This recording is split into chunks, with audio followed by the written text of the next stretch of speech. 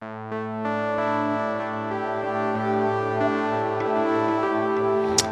Francisco and Steve, thank you very much for taking time out of your schedules to be with us today on 10 Across Conversations.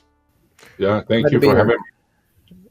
So I want to connect what we're going to talk about today, which is all about the border, to the overall 10 Across initiative, because I think it would be fair to say we have not done enough work on the border and we need to understand it more clearly. I think that's true not just of us, but of the general public.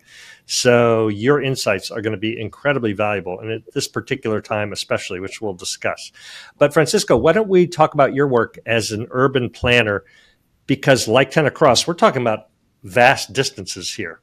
So talk about how your training as an urban planner, which sort of implies cities, and how you address something at this scale. Yeah. I mean, as you said, the border is huge. The border region is huge. I mean, we're not talking about the line, which is very important because it's sort of the structure that gave form to this space that we call the U.S. Mexico border region, and is large, is very diverse, and it's mostly an urbanized space. I mean, on the Mexican side, close to 85% of the 90% of the population live in cities.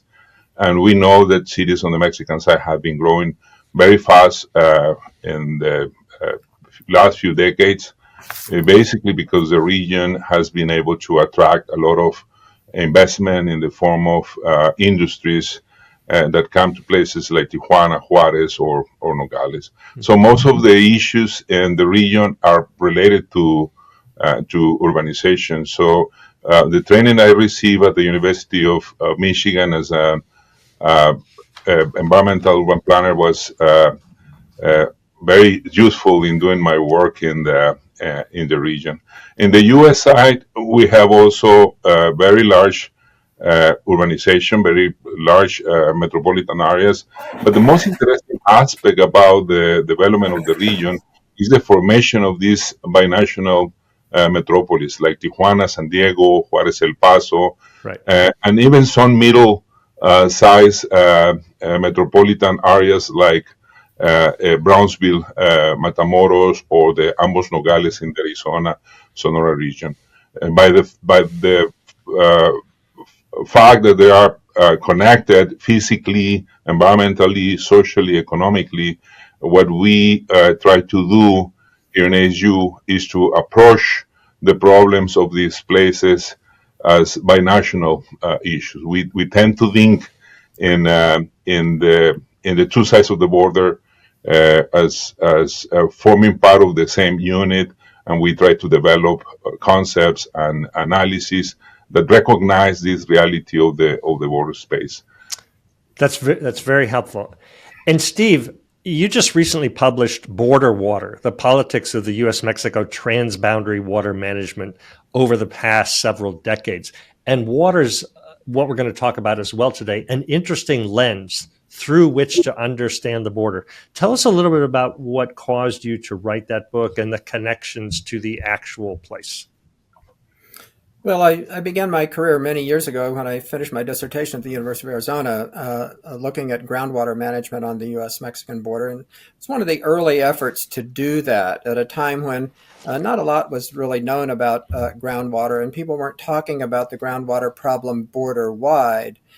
And so I kind of built on that. I was basically trained to look at Latin American government, particularly with Mexico, et cetera. But my focus, research focus, continued to be on environmental concerns and on water management along the border. The lens of groundwater really drew me in to thinking about surface water and thinking about the binational management of our water resources along the U.S. Mexican border.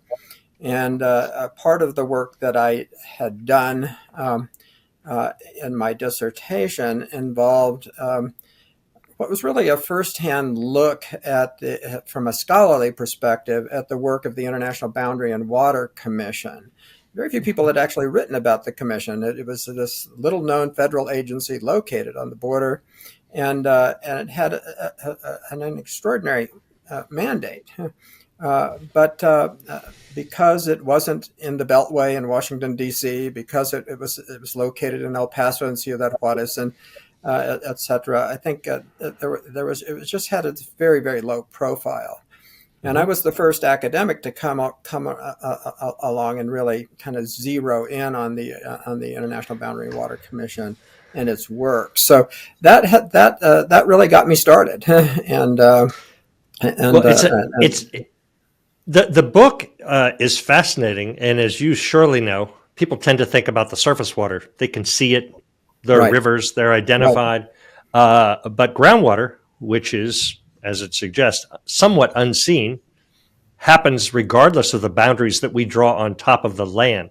And so I think that's what's so important about your work. And we will talk about groundwater as we move into this interview. But it seems to me it would be hard to overstate the importance of the 1944 Rio Grande Treaty, which sort of establishes a lot of what your book then follows on, and adjustments to that treaty and the relationships between our two countries, and a relationship between two countries that seem, for the most part, very productive, for the most part, but needing constant maintenance. And so can you talk about the treaty that establishes much of what we're trying to deal with today?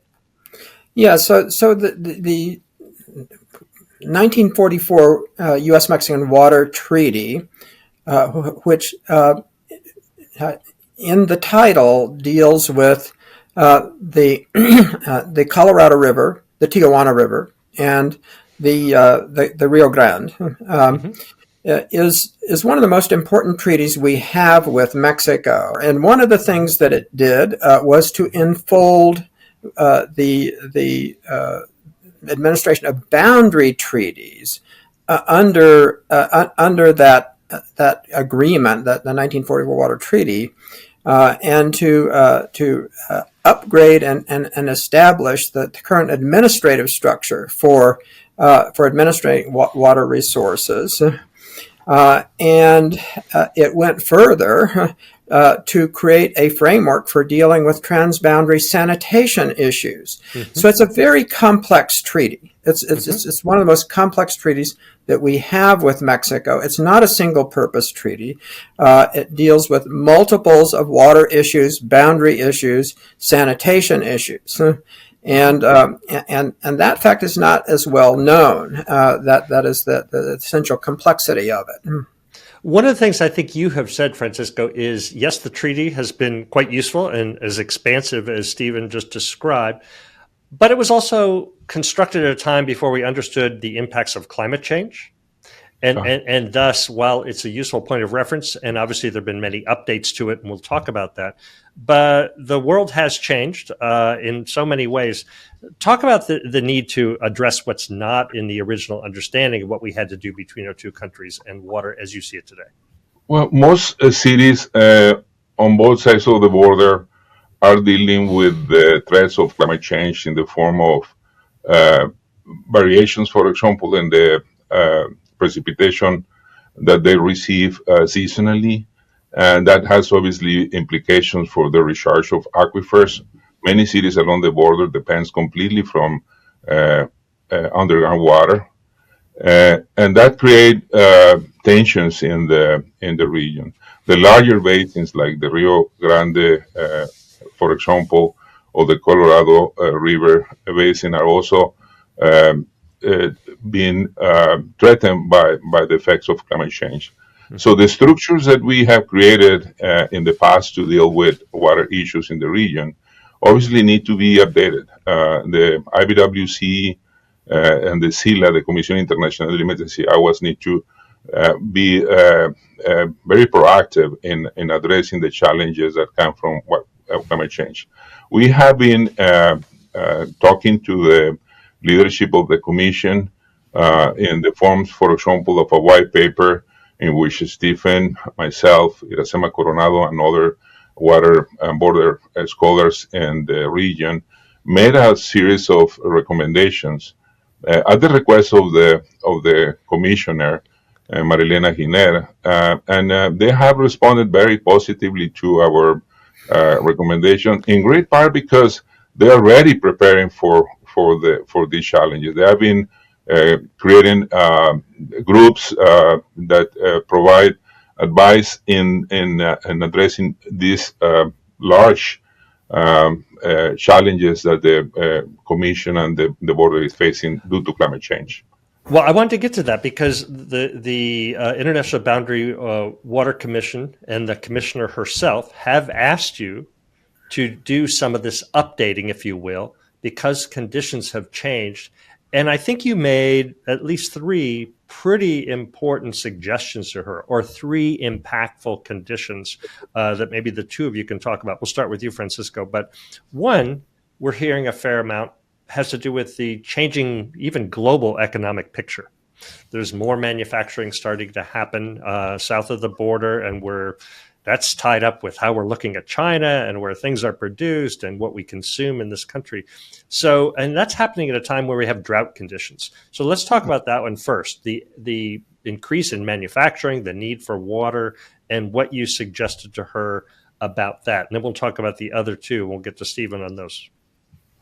Well, some of the recommendations that we had made, for example, include using nature-based solution as a way to adapt to the challenges of climate change. Nature-based solution is these platforms of instruments that are based on using the soil of the region, use the plants of the regions to, for example, retain water after a storm and facilitate infiltration and promote cleaning of water and recharge of aquifers. That will help also to reduce, for example, the risk of flooding that a lot of border cities face. That's one of the ideas, but we understand that these type of approaches can work only if they are combined with existing practices that dominate in the region, and they are also integrated as a part of a long-term strategy to address issues of flooding and water scarcity in the region. We also are proposing to learn across cities and places. One of the things that we are seeing, for example, in places like Nogales, Sonora, Nogales, Arizona, is the huge pressure that the cities are facing for the coming of new investment produced by nearshoring. So where do they gonna get the water, given that they depend completely from very limited resources and the aquifer that exists in the region? One possibility is reuse of water. The state of Arizona, as you know, for example, is moving very rapidly and in changing regulations regarding the use of purified treated water for direct human consumption. I believe that there is also a need to look at those things on the Mexican side. Probably through the work that universities are doing, we can accelerate the process and create some level of resilience to secure water for the future growth of the region on the Mexican side too. And Stephen, as you would document in your book or have documented, this puts attention around agriculture versus manufacturing versus urban growth and the trade-offs. That's certainly a point of discussion in Arizona, for example, and on this side in this country. Talk about some of those shifts, because this has been an extraordinarily rich agricultural area, and for many that has been their livelihood. But as we move towards manufacturing, the demands on water, talk about those changes in land use and water use. Well, Francisco, I think aptly pointed to the rapid urbanization of the region. That's particularly true, I think, on the Mexican side, where things have just been in overdrive for the last 40 years or so, and that's not slowing down in any sense. But the primary sort of use of surface water and indeed groundwater as well is in agriculture.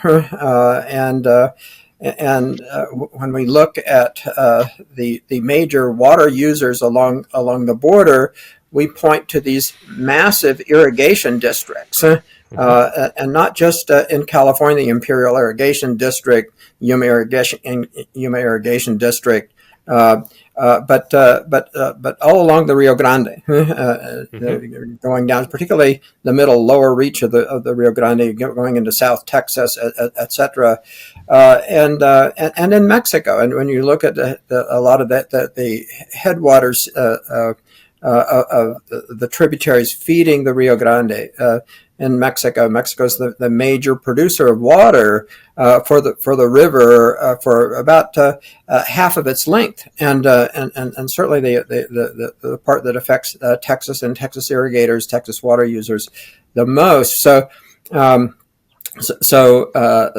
the agriculture has historically absorbed over 80% of the water that we consume, and obviously at a time of growing scarcity, there's tremendous pressure to transfer water rights, water uses from agriculture to urban areas.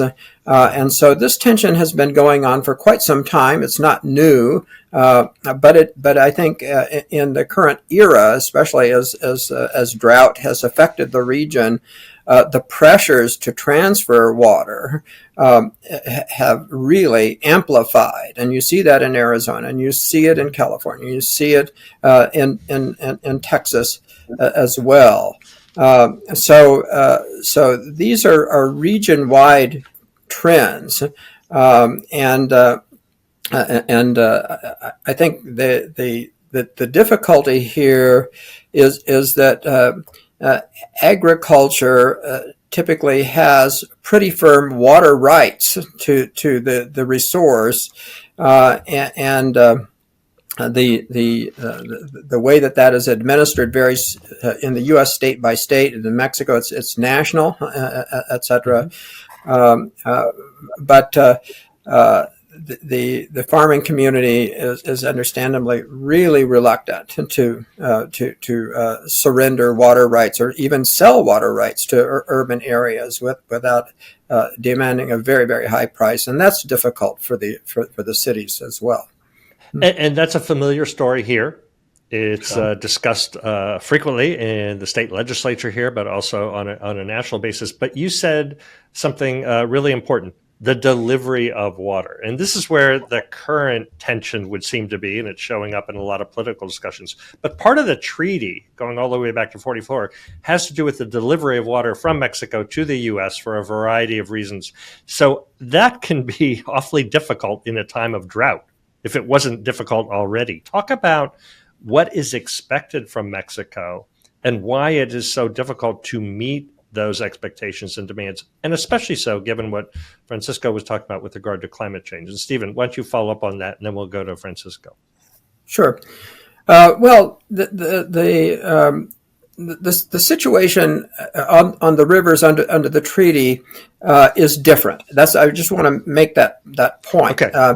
The obligations that the countries have to each other or that they participate in varies river by river, and that variation and the solutions of the kinds of agreements that are struck under those river specific terms are not necessarily transitive to the other rivers, and it's very important to grasp that concept. So, in many ways, the 1944 Water Treaty is several treaties in one. It's a package deal, right? And now, on the Rio Grande, the obligations that Mexico has to the United States are set out mainly in Article 4 of the 1944 Water Treaty. And that happens to be a very complicated article, very complicated terms. Mexico is obligated to deliver 350,000 acre feet of water annually to the United States, very specific, but calculated as an average over a 5-year cycle. Mm-hmm. So in any given... Let me ask you a Yes. question while you're getting into that detail. Yeah. Having studied the Colorado a little bit more, going all the way back to the 1920s, there was a pretty significant miscalculation as to how much water was available on the Colorado, Right. and many agreements between the 7 states, tribes, and others Right. was built on that miscalculation. When you're talking about that kind of specificity to delivery of water, do you have a sense that what the Rio Grande could deliver was well understood and accurate when making those kinds of predictions about delivery? No, one of the key factoids about the negotiations on the 1944 Water Treaty is that it came at a point where we now know hydrologically that 30-year period prior to that was a period of water abundance on the river. So I think when you and arguably somewhat similar on the Colorado, et cetera, there was a period of water abundance, and so there was a tendency to overestimate the amount of water nature would deliver, Right.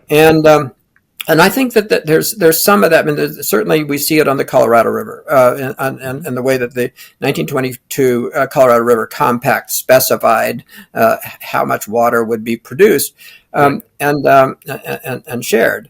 But the situation is not all that dissimilar on the Rio Grande, where Mexico has this obligation to deliver water. But at the time, and just looking at all the historical documents that are out there related to the negotiations and the diplomacy, it was very clear that the Mexican negotiators at the highest level of the Mexican government expected that they would easily be able to meet that requirement of 350,000 acre feet. Now, a lot has happened since 1945, since the treaty was ratified, and including a major expansion of irrigation districts in the headwaters regions of the Mexican tributaries in Chihuahua, Coahuila, and elsewhere. So Mexico is using more water, without a doubt. That's a point Texas likes to mention when it's aggravated about how Mexico is fulfilling its treaty obligations. But it's a complicated system of compliance that we have on the Rio Grande River, and it gives Mexico a lot of leeway in how it's going to actually deliver water and meet its treaty obligation. It is currently in compliance under the treaty, but it's very aggravating to Texas that the water isn't coming in a very reliable fashion. So it's interesting that you would say that Mexico is in compliance, and we making our way very delicately into some political arguments, and you bring up Texas, and I can think of some representatives of Texas who would say, no, it's not in compliance. This is expected in the way that we particularly want it. Francisco, maybe you can add to that and why people want to see the treaty responded to in a different way, given the pressures you just described earlier. I just want to go back to something I said at the beginning.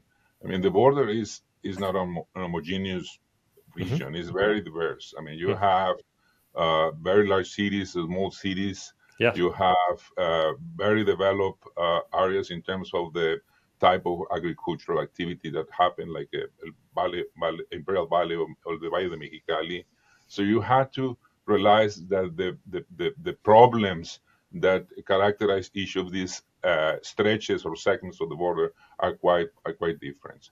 And the communities that live in those places are also very, very active in promoting their own economic and social plans and agendas. So it tends to be very contentious sometimes because different perspectives and interests collide in each of these regions. One of the things I want to add to what Steve said before is that the treaty is a living treaty. I mean, is something that is changing continuously because the action of these local actors.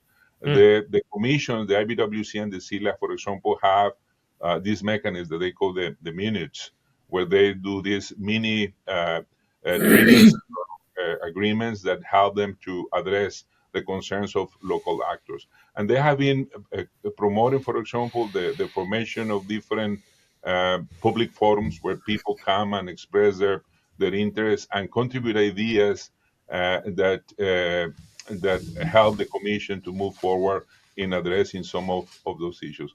Here in the Arizona-Sonora border, for example, I'm very active in one of the technical groups where the mayors of the two sides of the border, the business community, the academics from both sides of the border, some environmental organizations come and meet regularly with the commissioners and the representatives to discuss water issues.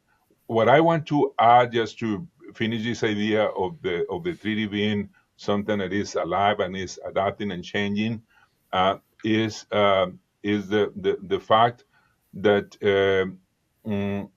there is obviously the need to expand this flexibility because the challenges that the region is facing are becoming more and more complex. The level of uncertainty that we are facing is also increasing. So I think that not only the Commission, but the other mechanisms of cooperation that we have at the border have to adapt. One last thing.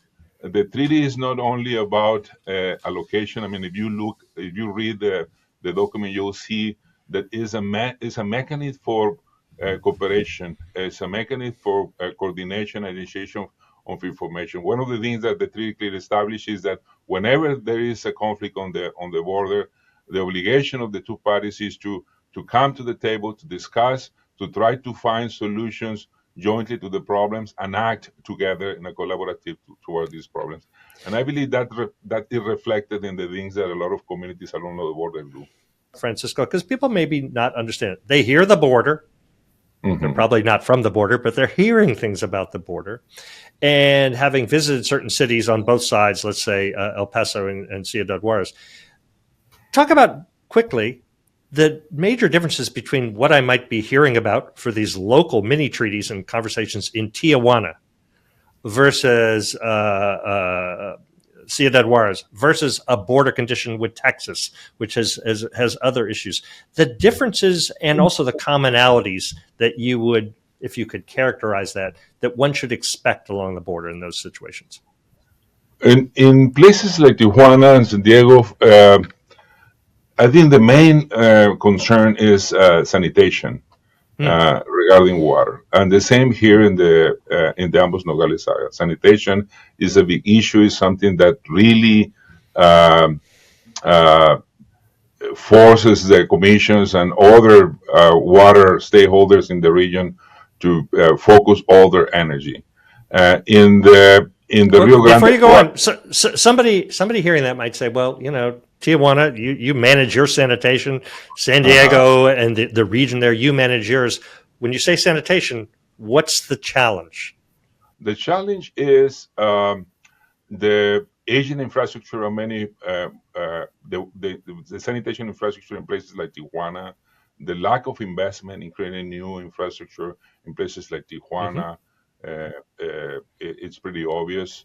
The rapid growth that the city has experienced in the last few years. I mean, the city keep growing at a very fast speed, and obviously that challenged the capacity of the region. But what I believe the IBWC and other actors understand in the case of the Tijuana watershed is that is a shared ecology, and the only way that you can address these challenges is through cooperation. Right. And that's what the two sides of the border have been doing for decades. I mean, you go right now and look at what is being said about sanitation, that there is this willingness to engage in collaborative approaches to address the issue of sanitation. Same here in the Nogales area. And this is at the heart of the Tenacross setup. We're usually thinking state to state on the U.S. side, but borders don't mean much when it comes to things like sanitation. That's real. It impacts people. There's real infrastructure that has to be addressed. Unless it's being addressed cooperatively, let's say between El Paso and Ciudad Juarez or Tijuana, San Diego, it doesn't work. And people forget these are binational cities, whether you like it or not. They have to function as a single organism to some extent. I'll give you a quick example. The example of the Nogales International Wastewater Treatment Plant, which is in Rio Rico and treats 80% of the wastewater from the city of Nogales, Sonora. It was established early in the 70s, and the Mexican government and the U.S. government found a way to agree how to build this infrastructure on the U.S. side to serve the needs of the two cities.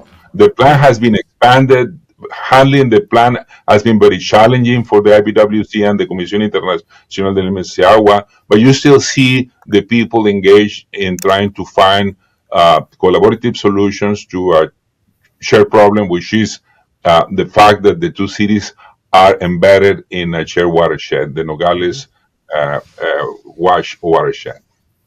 And coming back to Steve, there is a deadline that I think was passed December of 2023 to sort of upgrade the IBWC treaty and other things. That's still happening.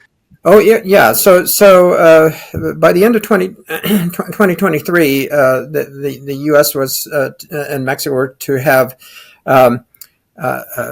developed another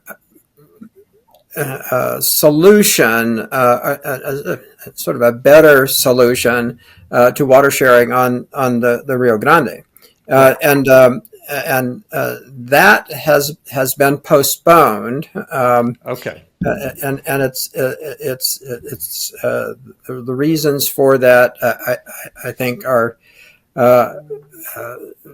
somewhat complex, but Mexico in particular has wanted to kind of extend negotiations on that agreement.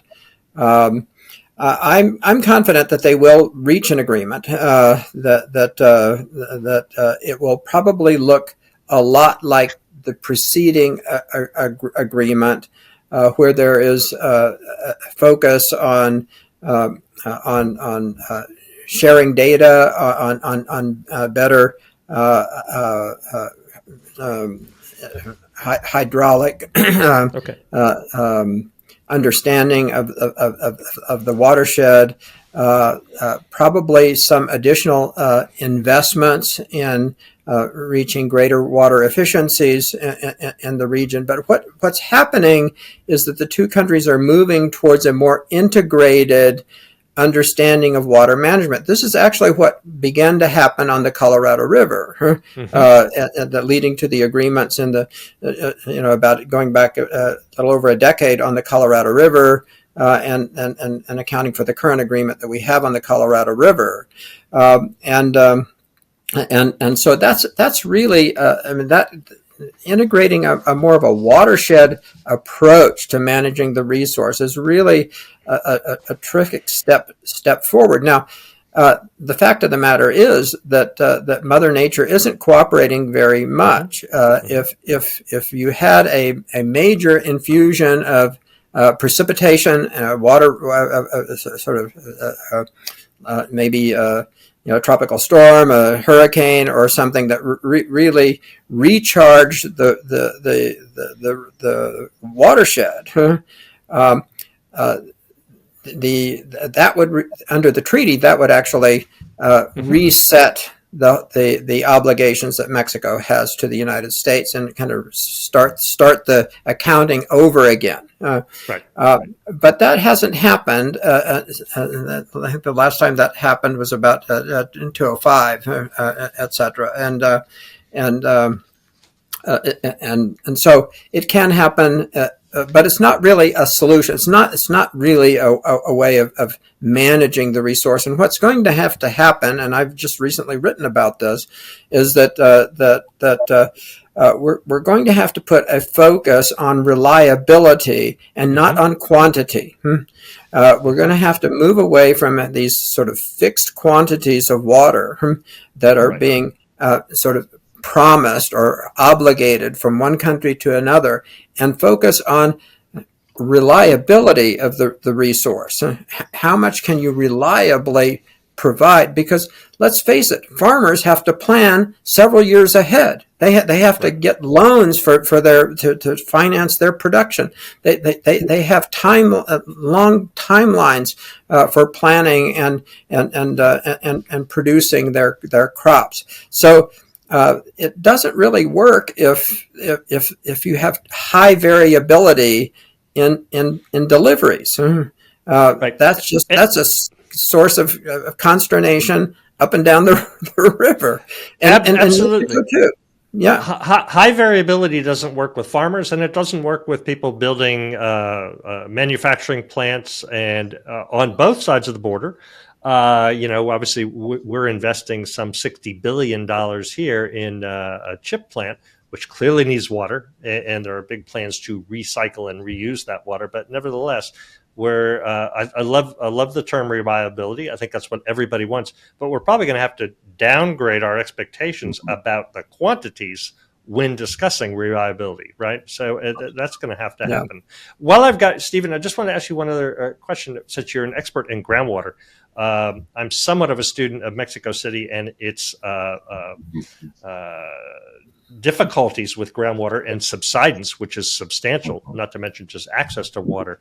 So Mexico's got a lot going on with regard to how to understand its water reliability and where it comes from and the implications for cities, which is obviously Francisco's expertise.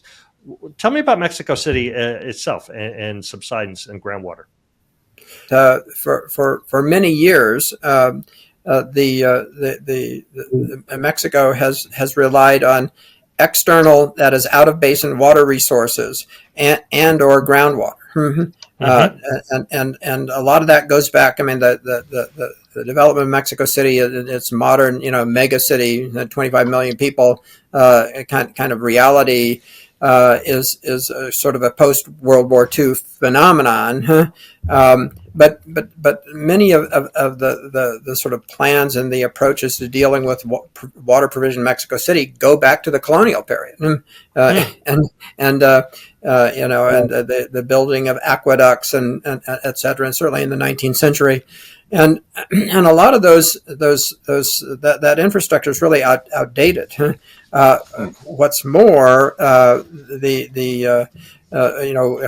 groundwater levels have fallen in many places by several hundred meters in Mexico City. They're pumping from very, very extreme depths now to supply water. And it's just not adequate. Right. So Mexico, though, loses a lot of its water in its aging infrastructure and delivery. The estimates are that close to 50% of the water that's actually imported into the city or pumped from groundwater sources is actually lost in the delivery system and by pipe breaks and so forth. So Mexico has the problem of an old city that has expanded very, very rapidly, that has not kept up and upgrading and maintaining its infrastructure. That's a problem we see. Francisco had mentioned in Tijuana, it's in Nogales, and et cetera. So it's a nationwide challenge for Mexico. And I think that's going to be making better use of, more efficient use of the water supply that it actually has is going to be critical to its long-term future. Yeah, Francisco, I'd just love to have you add to this because Mexico City is an international case in point, right? Along with cities in South Africa and elsewhere. Do you want to say something about it? Yes, I want to say that, any border city on the Mexican side, to some extent, is a replica of what you see in Mexico City. There is issues of underinvestment. The infrastructure is aging very rapidly. The water is not being managed efficiently. I mean, the 50% loss of water in the distribution system is a statistic that is pretty much all over the place. The agencies that manage water at municipal level in cities along the border struggle to, for example, generate a list of all the water consumers within their service area. There is issues also collecting um, the payment for the water service that is delivered. So there are a lot of issues that are common to cities along the border. I think that there has been a lot of progress.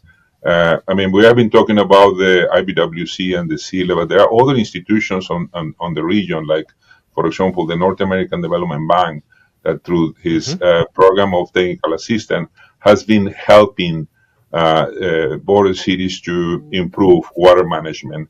There has been a lot of things done in terms of training and in terms of providing funds for measurement of water being delivered to different agencies along the border. And that is reflected in some substantial changes that we have seen in the past few years. But there is still a lot more things to do. The other thing I was going to just mention is that we are in a moment of transition. I mean, the coming president of Mexico, Claudia Sheinbaum, is pretty much emphasizing the importance that Mexico has a national hydric plan, a Plan Nacional del Agua. And she's focusing in three main things. One, all the institutions that manage water in Mexico need to be modernized. In particular, the National Water Commission, or CONAGUA, is being modernized.